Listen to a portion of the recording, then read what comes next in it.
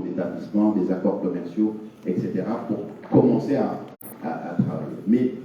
clairement, le grand tournant a été effectivement à l'avènement au trône de Sa Majesté le roi Mohamed VI, puisque c'est là où on a relancé la dynamique économique africaine avec une conjonction, bien sûr, de cet avènement au trône et de la politique des champions nationaux. Parce que si on n'avait pas ces champions nationaux, on aurait pu difficilement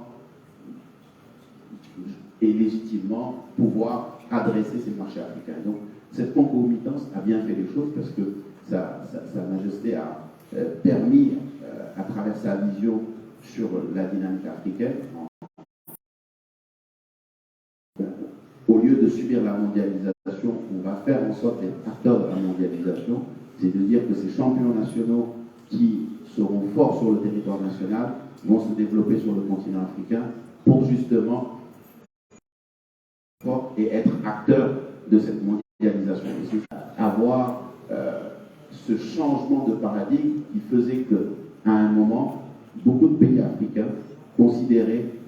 à travers d'abord le fait que le Maroc ait quitté l'Union africaine, ensuite le fait que le Maroc ait beaucoup,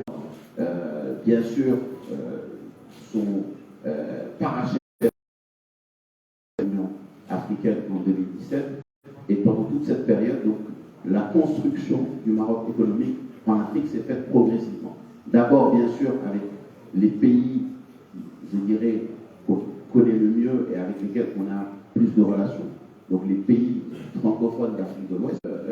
la connexion du Maroc, de l'économie marocaine aux chaînes de valeur mondiale, on a diversifié, on est passé des services vers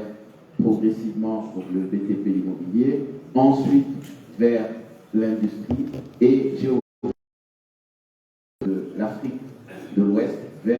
l'Afrique centrale et maintenant de manière plus large sur l'ensemble du continent puisque les entreprises marocaines sont présentes dans 42 pays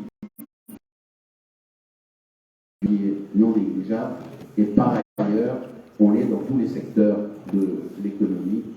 un caractère plus équitable des échanges